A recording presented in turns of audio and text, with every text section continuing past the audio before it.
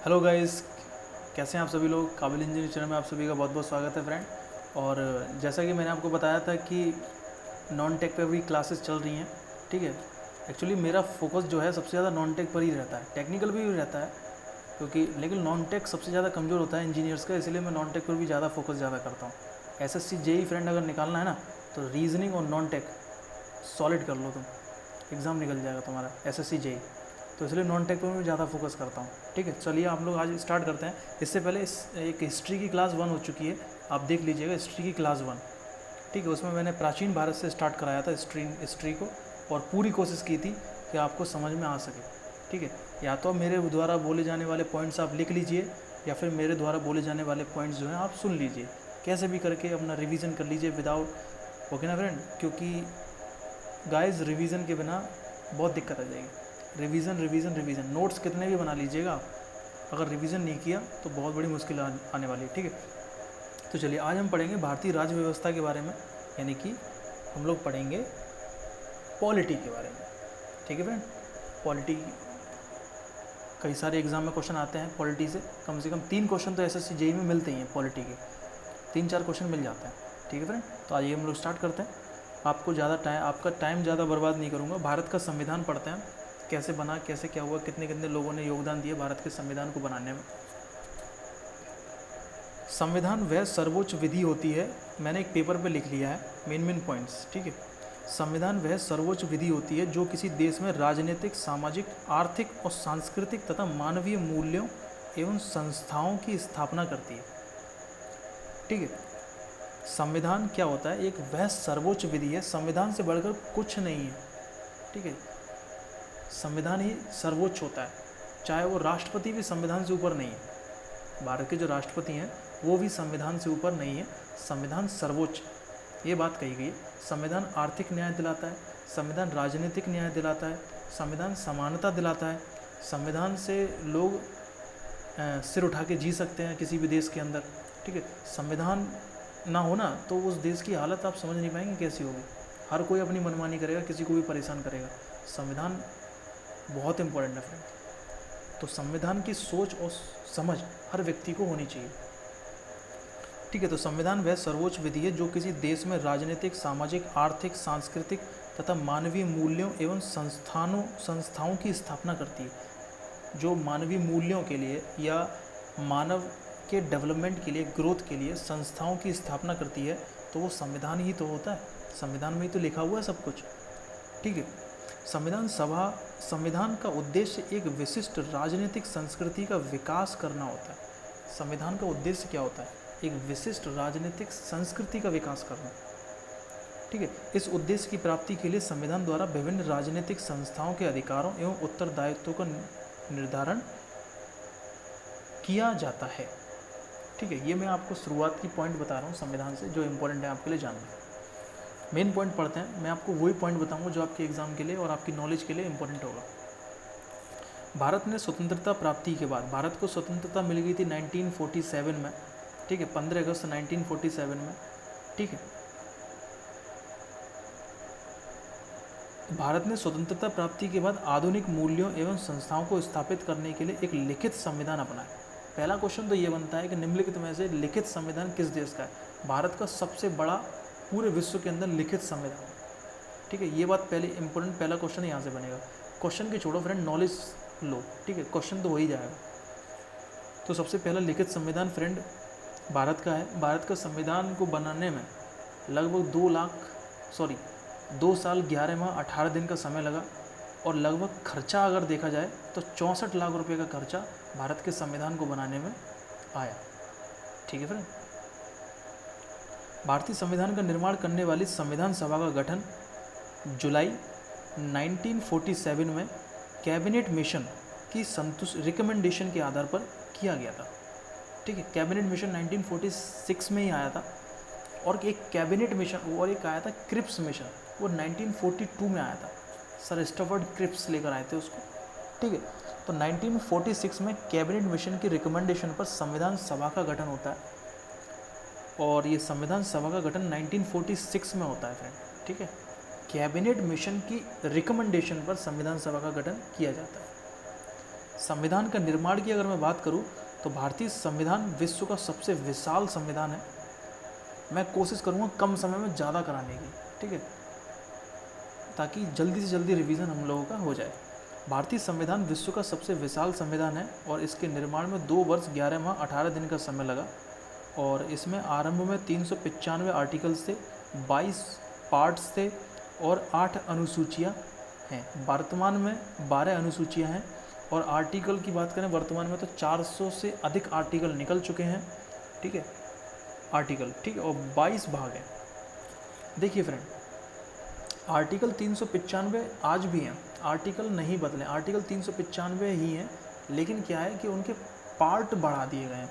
तो part A, part B, part C, part D, ऐसे करके पार्ट बढ़ा दिए गए हैं, जिसकी वजह से क्या है कि जो आर्टिकल्स हैं वो 400 प्लस हो चुके हैं, ठीक है, लेकिन आर्टिकल सिर्फ और सिर्फ 395 ही हैं।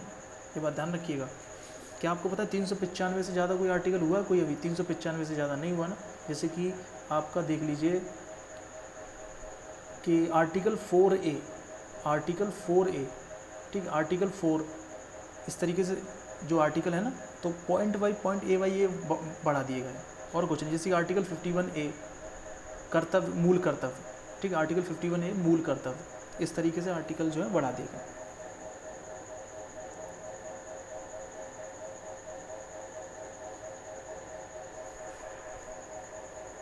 तो आरंभ में 395 आर्टिकल थे, 22 भाग थे और 8 अनुसूचियाँ थी। संविधान का निर्माण देश के प्रत्येक प्रांत से चुने गए प्रतिनिधियों की संविधान सभा द्वारा किया गया था। लगभग 389 सदस्य थे टोटल, ठीक है, लेकिन संविधान सभा में मौजूद हुए थे 394, जिसमें और टोटल सदस्यों में से 15 महिलाएँ थी फ्रेंड, महिलाएँ 15 थी, ठीक है, और सभी जो प्रतिनिधि चुने गए थे वो प्रत्येक प्रांत से चुने गए थे, संविधान सभा द्वारा किया गया था। उनका जो प्रतिनिधियों का जो चुनाव हुआ था वो संविधान सभा द्वारा किया गया था। संविधान सभा के सदस्यों की कुल संख्या 389 निर्धारित हुई थी। तो ये भी एग्जाम में कई बार क्वेश्चन पूछ लिया जाता है कि संविधान सभा में टोटल सदस्यों की संख्या कितनी थी? 389, जिनमें 292 जो थे वो ब्रिटिश प्रांतों से थे, ब्रिटिश प्रांत से थे। 93 जो थे वो देशी रियासतों से थे और 4 जो थे वो कमिश्नरी क्षेत्रों के प्रतिनिधि। कमिश्नरी क्षेत्र कौन कौन से थे? दिल्ली, अजमेर, कुर्ग और बलूचिस्तान। दिल्ली, अजमेर, कुर्ग और बलूचिस्तान, 4 कौन थे? कमिश्नरी से थे। 4 कमिश्नर क्षेत्र, जो कमिश्नरी क्षेत्र होते थे वहाँ से आए थे। तो पहला एग्जामिनर आपसे क्वेश्चन क्या पूछेगा? कितने सदस्य थे? 389। 292 जो सदस्य थे ब्रिटिश प्रांतों से थे, 93 देसी रियासतों से थे और 4 कमिश्नरी क्षेत्रों से थे, दिल्ली, अजमेर, कुर्ग और ब्रिटिश बलूचिस्तान। बैठक कब हुई थी? 1946 में हुई थी। किसकी रिकमेंडेशन पर हुई थी? कैबिनेट मिशन आया था, उसकी रिकमेंडेशन पर हुई थी, ठीक है। प्रत्येक प्रांत की सीटों को जनसंख्या के अनुपात के आधार पर 3 प्रमुख समुदाय, मुस्लिम, सिख और सामान्य में बांटा गया। ऐसा बोला जाता है कि 10 लाख लोगों पर एक सीट हुआ करती थी, 10 लाख लोगों पर एक सीट का चुनाव होता था, ठीक है। संविधान सभा का प्रथम अधिवेशन हुआ था 9 दिसंबर 1946 को। प्रथम बैठक जो होती है संविधान सभा की 9 दिसंबर 1946 को प्रथम बैठक होती है। और प्रथम बैठक में फ्रेंड सबसे जो बुजुर्ग व्यक्ति थे डॉक्टर सच्चिदानंद सिन्हा, उनको अस्थायी अध्यक्ष चुन लिया जाता है। सबसे बुजुर्ग व्यक्ति वही थे, इसलिए उनको अस्थायी अध्यक्ष चुन लिया जाता है। पहली बैठक 9 दिसंबर 1946 को होती है, ध्यान रखिएगा, जिसके जो उस मीटिंग को अटेंड किए थे मात्र 294 लोगों ने अटेंड किया था। बाकी के लोगों ने उसको बायकॉट कर दिया था पहली मीटिंग को। मुस्लिम लीग ने तो पहली मीटिंग को बायकॉट कर दिया था क्योंकि वो असमंजस में थी कि हम लोगों को इंडिया का साथ देना चाहिए या फिर अपना अलग राज्य, अपना अलग देश बनाना चाहिए, ठीक है। मुस्लिम लीग का गठन पता किसने करवाया था फ्रेंड? लॉर्ड कर्जन है। 1905 में बंगाल विभाजन हुआ था तो उसने मुस्लिम लीग बनवाई थी बांग्लादेश के अंदर, ठीक है। उसने 1905 में भारत का डिवीज़न करवा दिया था, सॉरी बंगाल का डिवीज़न करवा दिया था, बंगाल अलग कर दिया था, भारत अलग कर दिया था। तो उसने क्या कि वहाँ पे मुस्लिम लीग बनवा दी थी। वहाँ मुस्लिम बहुमूल लोग जो थे ना, पहले हम लोग साथ रहा करते थे। ये बंगाल का पूरा एरिया था ना, अरुणाचल प्रदेश, उड़ीसा, झारखंड, ये पूरा पश्चिम बंगाल, ये पूरा बंगाल था पहले, तो उसका डिवीज़न करवा दिया था। Lord Curzon 1905।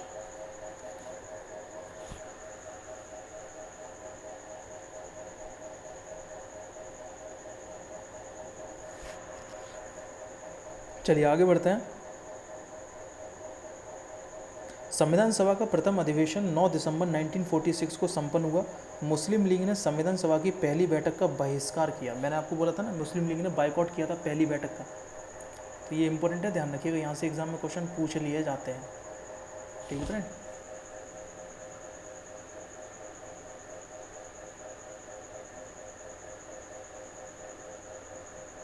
Doctor Sachchidanand Sinha ने संविधान सभा के प्रथम अधिवेशन की अध्यक्षता की थी, जो कि अस्थायी तौर पर इस पद पर नियुक्त हुए थे। तो मैंने आपको बता दिया है, डॉक्टर सच्चिदानंद सिन्हा जो सबसे बुजुर्ग व्यक्ति थे, उन्होंने सबसे पहले जो संविधान सभा बैठी थी उसमें मतलब अध्यक्षता की थी। वो सबसे बुजुर्ग थे, इसलिए उनको बना दिया गया था doctor Sachchidanand Sinha. Very very important question, exam में क्वेश्चन कई बार पूछ लिया जाता है। 11 दिसंबर को दूसरी बैठक होती है, 11 दिसंबर को सेकंड बैठक होती है, दूसरी दिसंबर 11 दिसंबर 1946 में। और इसमें डॉक्टर राजेंद्र प्रसाद जी को संविधान सभा का स्थायी अध्यक्ष नियुक्त किया जाता है। डॉक्टर राजेंद्र प्रसाद जी को सेकंड मीटिंग में, जो 11 दिसंबर को होती है, पहली मीटिंग 9 दिसंबर को होती है। एक सेकंड,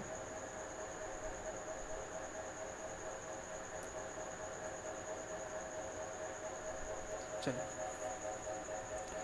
जो दूसरी मीटिंग होती है 11 दिसंबर 1946 को डॉक्टर राजेंद्र प्रसाद को संविधान सभा का स्थायी अध्यक्ष नियुक्त किया जाता है सेकंड मीटिंग में। ठीक है, तो इंपॉर्टेंट है, ध्यान रखिएगा।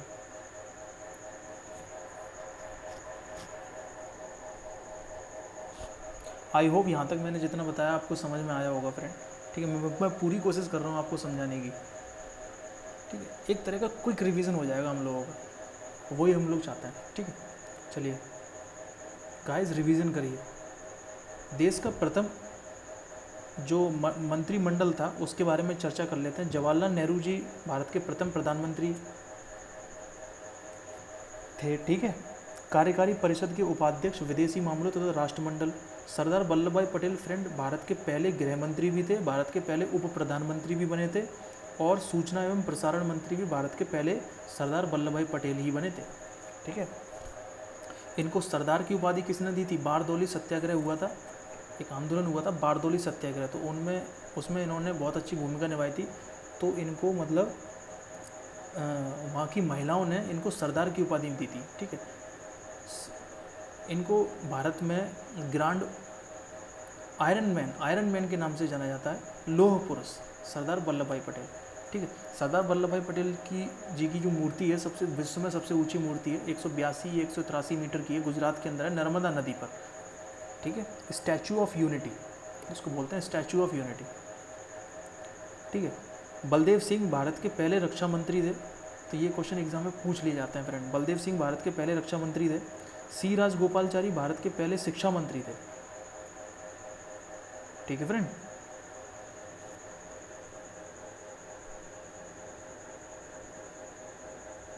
नहीं फ्रेंड, सी राजगोपालचारी नहीं थे, अबुल कलाम आज़ाद भारत के पहले शिक्षा मंत्री थे। ठीक है फ्रेंड, और भारत के पहले कानून मंत्री कौन थे? डॉक्टर BR अम्बेडकर जी भारत के पहले कानून मंत्री बने थे, ध्यान रखिएगा। पंडित जवाहरलाल नेहरू ने संविधान सभा के समक्ष उद्देश्य प्रस्ताव पेश किया था। ठीक है, पारित नहीं किया था, उद्देश्य प्रस्ताव पारित नहीं किया था पंडित जवाहरलाल नेहरू जी ने, पारित हुआ था 22 जनवरी 1947 को पारित किया गया था। ठीक है, लेकिन जो पेश किया गया था वो किया गया था 13 दिसंबर 1946 को प्रस्तुत किया, जो भारतीय संविधान का आधार बना। एक तरह का ये जो उद्देश्य प्रस्ताव था उसमें क्या था कि ये पूरा उद्देश्य है संविधान सभा का, उसमें इनके बारे में पूरे बारे में संविधान के बारे में बताया गया था। ये उद्देश्य प्रस्ताव किसने पारित किया था संविधान सभा में? तो ये किया था पंडित जवाहरलाल नेहरू जी ने। ठीक है, इंपॉर्टेंट है, भारत के प्रथम प्रधानमंत्री पंडित जवाहरलाल नेहरू जी। कब किया था? 13 दिसंबर 1946 को किया था, ध्यान रखिएगा, इंपॉर्टेंट है। उद्देश्य प्रस्ताव को संविधान के रूप में प्यूरिफाई करने के लिए विभिन्न विषयों से संबंधित समितियों का गठन किया गया, जिसमें सबसे प्रमुख समिति थी डॉक्टर भीमराव अंबेडकर जी की अध्यक्षता में बनी 7 सदस्यों वाली प्रारूप समिति। ठीक है, प्रारूप समिति यानी कि ड्राफ्टिंग कमेटी के जो अध्यक्ष थे डॉक्टर भीमराव अंबेडकर जी थे। और फ्रेंड, डॉक्टर भीमराव अंबेडकर जी बहुत ही मुश्किल से, बहुत मेहनत करके, या फिर मुश्किल बोलो इनको मतलब संविधान सभा की सीट मिली थी, क्योंकि फ्रेंड इन्होंने सबसे पहले चुनाव लड़ा था बांग्लादेश से। तो बांग्लादेश ये चुनाव बांग्लादेश से नहीं, पहले मुंबई से चुनाव लड़ा था इन्होंने, उसमें हार गए थे ये, ठीक है। फिर इन्होंने बांग्लादेश में चुनाव लड़ा था मुस्लिम लीग की सहायता से, जिसमें ये जीत भी गए थे। लेकिन 1947 में फ्रेंड पार्टीशन हो गया था, जिसकी वजह से इनकी सीट चली गई थी। अब संविधान सभा का सदस्य बनने के लिए सीट इंपॉर्टेंट है, ठीक है। तो एक जयकर नाम के एक व्यक्ति थे, उन्होंने तो जो भारत के जो संविधान सभा के अध्यक्ष डॉक्टर राजेंद्र प्रसाद जी, उन्होंने उनको बोला जाकर, ठीक है।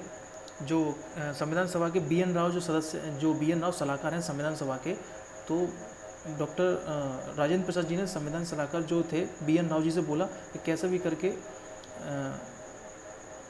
जो डॉक्टर भीमराव अंबेडकर जी हैं, उनके बिना संविधान बनना तो मुश्किल था फ्रेंड, ठीक है। तो कैसे भी करके किसी की सीट खाली कराई जाए और इनको वहाँ पर बैठाया जाए, ठीक है, क्योंकि सदस्य बनने के लिए जीतना बहुत ज़रूरी है। तो एक जयकर करके एक व्यक्ति थे, उन्होंने अपनी सीट खाली करी, तब बाबा साहब अम्बेडकर जी को उस सीट पर लाया गया, जिससे ये संविधान सभा के सदस्य बने थे। तो इसके पीछे कहानी है, वो मैं आपको बताऊँगा आगे चल के।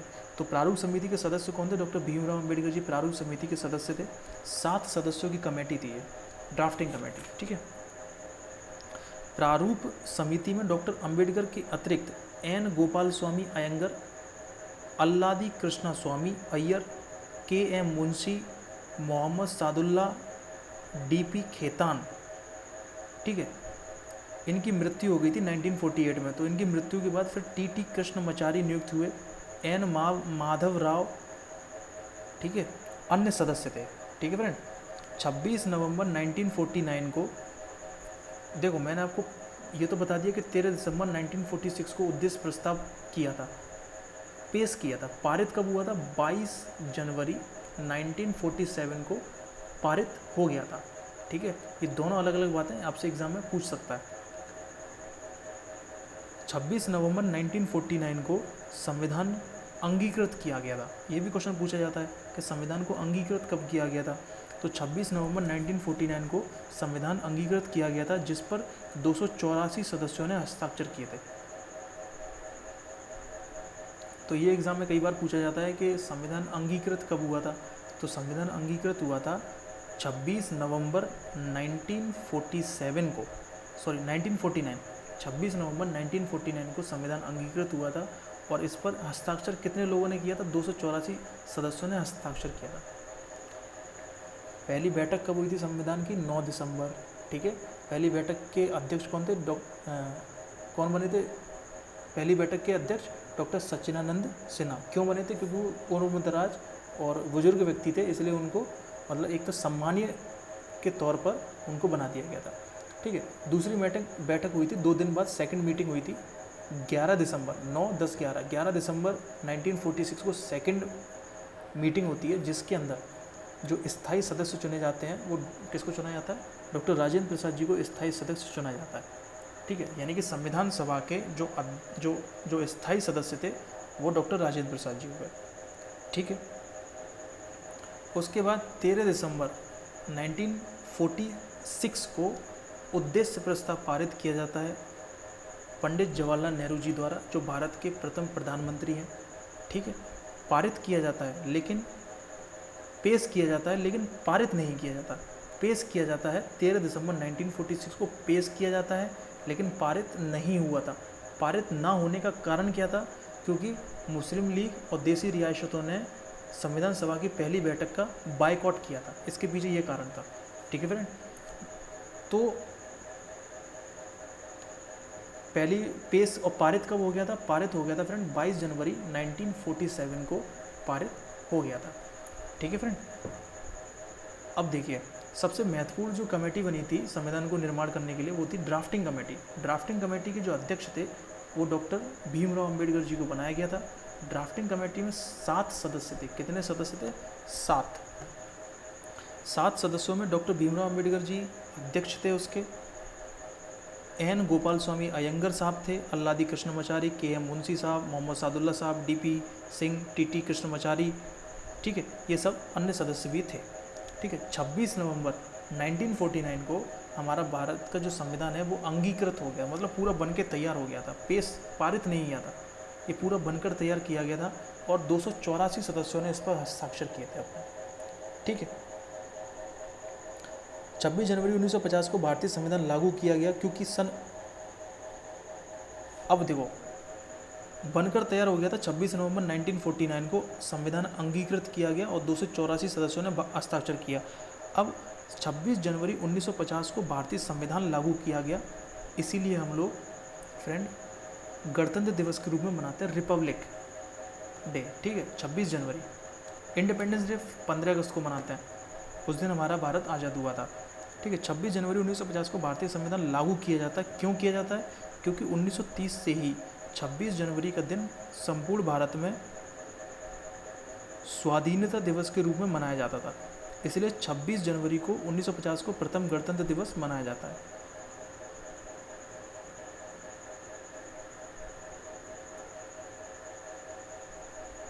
इसके पीछे क्या कारण था? 26 जनवरी 1950 को संविधान सभा लागू किया गया क्योंकि सन 1930 से ही 26 जनवरी का दिन संपूर्ण भारत में स्वाधीनता दिवस के रूप में मनाया जाता है, इसीलिए हमने 26 जनवरी 1950 को संविधान जो है वो लागू किया था। ये कारण था, स्वाधीनता दिवस के रूप में मनाते हैं 26 जनवरी को हम लोग, इसलिए हम लोगों ने सन 1930 से ही मनाते आ रहे थे, तो इसलिए हमने 26 जनवरी 1950 को हमारा जो संविधान था वो हमने लागू कर दिया था। 26 जनवरी 1950 को भारतीय संविधान लागू किया गया। इस दिन हम लोग गणतंत्र दिवस के रूप में मनाते हैं। प्रथम गणतंत्र दिवस 26 जनवरी 1950 को मनाया गया था। क्लियर हुआ यहाँ तक? चलिए आगे बढ़ते हैं। डॉक्टर भीमराव अंबेडकर जी को भारतीय संविधान के जनक के रूप में जाना जाता है। डॉक्टर भीमराव अंबेडकर जी को भारतीय संविधान का जनक कहा जाता है, पिता कहा जाता है। ठीक है, क्योंकि उनके बिना संविधान बन भी जाता लेकिन कोई काम का नहीं होता। उन्होंने संविधान को कहते हैं जान दी, एक तरह की क्या करना चाहिए, कौन से लॉ रखने चाहिए। ठीक है, ये सब उन्होंने पूरा किया। संविधान सभा की अंतिम बैठक जो हुई थी फ्रेंड, वो हुई थी 24 जनवरी 1950 को। संविधान सभा की अंतिम बैठक कब हुई थी, ये भी क्वेश्चन पूछ लिया जाता है। संविधान सभा की अंतिम बैठक कब हुई थी? 24 जनवरी 1950 को संविधान सभा की अंतिम बैठक हुई थी फ्रेंड। ठीक है, और इसी दिन संविधान सभा द्वारा डॉक्टर राजेंद्र प्रसाद जी को भारत का प्रथम राष्ट्रपति चुन लिया गया था। तो अंतिम बैठक कब हुई थी? 24 जनवरी 1950 को अंतिम बैठक हुई। उसके 2 दिन बाद संविधान जो है वो लागू देश में कर दिया गया था। ठीक है, 26 जनवरी को ही क्यों किया गया था? क्योंकि 1930 से 26 जनवरी को हम लोग स्वाधीनता दिवस के रूप में मनाते आए हैं, इसीलिए हम लोगों ने उसको 26 जनवरी को ही लागू किया था। 24 जनवरी 1950 ये भारतीय संविधान सभा की अंतिम बैठक होती है और इस अंतिम बैठक में निर्णय लिया जाता है कि भारत के जो प्रथम राष्ट्रपति हैं वो डॉक्टर राजेंद्र प्रसाद जी को चुना जाए। क्लियर हुआ यहाँ तक? चलिए, डॉक्टर भीमराव अंबेडकर जी को भारतीय संविधान के जनक के रूप में या पिता के रूप में जाना जाता है, ध्यान रखिएगा।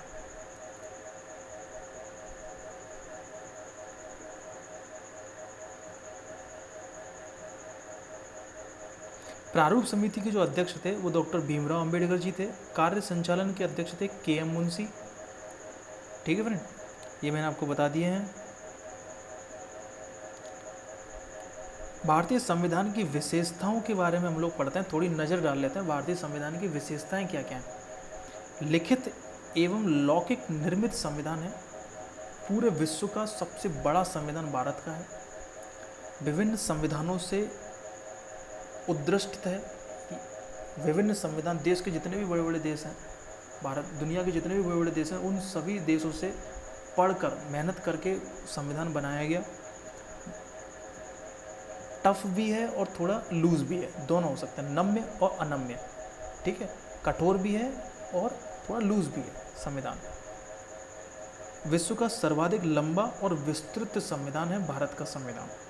एकात्मक व संघात्मक शासन का समन्वित रूप है। एकात्मक शासन भी है और संघात्मक, डेमोक्रेटिक कंट्री है। अपना जो देश का जो एक नेता है वो जनता चुनती है यहाँ पे, ठीक है ना। मौलिक अधिकारों की न्यायिक प्रकृति है। स्वतंत्र व निष्पक्ष न्याय प्रणाली है। लोकतांत्रिक व्यवस्था है। एकल नागरिकता है। सार्वभौमिक वयस्क मताधिकार, ये यहाँ पर संविधान की ताकत है। फ्रेंड्स संविधान सभी व्यक्ति को आना चाहिए, ठीक है, ताकि आपका कोई शोषण ना कर पाए। कोई भी अधिकारी हो, किसी भी गवर्नमेंट जॉब पर हो, वो आपका शोषण नहीं कर पाएगा। आपको नॉलेज होगी ना तो आप उसकी बोलती बंद करा दोगे। समझ रहे हैं ना मेरे आप? हालांकि सम्मान हर अधिकारी का करना चाहिए, बिल्कुल करना चाहिए, लेकिन अधिकारी अगर सही तरीके से बात ना करे आपसे, अभद्र भाषा में बात करे, संवैधानिक पद पर बैठे हुए भी अभद्र भाषा में बात करे, तो उसको जवाब देना जरूरी है फ्रेंड, ठीक है। हालांकि सही तरीके से बर्ताव कर रहा है अधिकारी, आप भी सही तरीके, आपका भी दायित्व बनता है कि आप सही तरीके से बर्ताव करें अधिकारी के साथ। लेकिन हाँ, अगर अधिकारी सही तरीके से बात नहीं करता है तो आप उससे कुछ मत बोलिए, उसके खिलाफ एक्शन करिए, उसके खिलाफ शिकायत करिए, ठीक है। अच्छे लोग भी हैं दुनिया में। अब हम पढ़ते हैं प्रस्तावना, जो संविधान का बहुत ही मेन पार्ट है, प्रीएम्बल, ठीक है फ्रेंड। हम भारत के लोग भारत को एक संप्रभु, संपूर्ण प्रभुत्व संपन्न, समाजवादी, पंथनिरपेक्ष,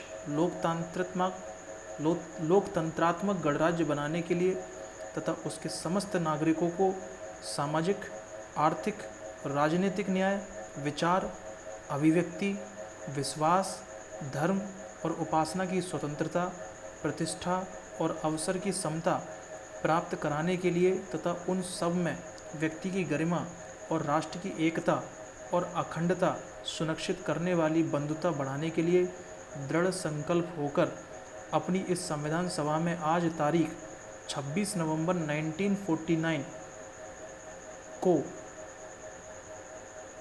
एदत द्वारा इस संविधान को अंगीकृत, अधिनियम और आत्मसमर्पित करते हैं।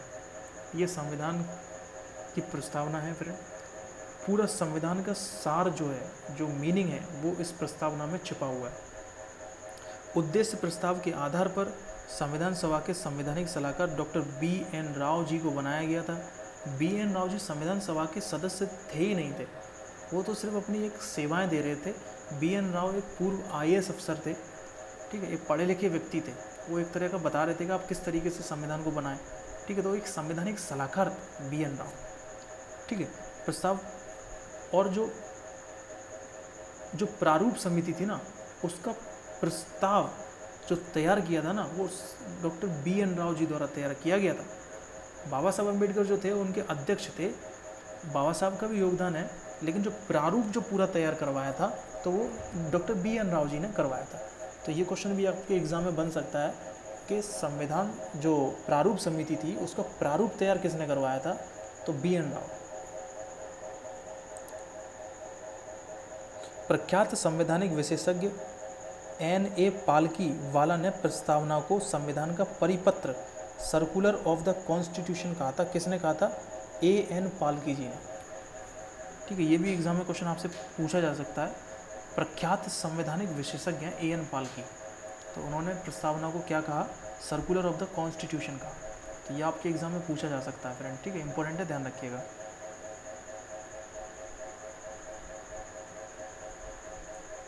एक बार रिवीजन कर लेते हैं जल्दी से, ठीक है। संविधान सभा की प्रथम बैठक कब हुई थी? संविधान सभा की प्रथम बैठक कब हुई थी? 9 दिसंबर 1946 को संविधान सभा की प्रथम बैठक हुई थी, ठीक है। संविधान सभा को 2 साल 11 माह 18 दिन का समय लगा बनने में। संविधान सभा का जो खर्चा था टोटल, वो 64 लाख रुपये खर्चा आया, ठीक है। संविधान सभा की पहली बैठक में अस्थायी अध्यक्ष किसे चुना गया था? सच्चिदानंद सिन्हा जी को अस्थायी अध्यक्ष चुना गया था, डॉक्टर सच्चिदानंद सिन्हा जी को, ठीक है। संविधान सभा की दूसरी बैठक 11 दिसंबर 1946 को होती है।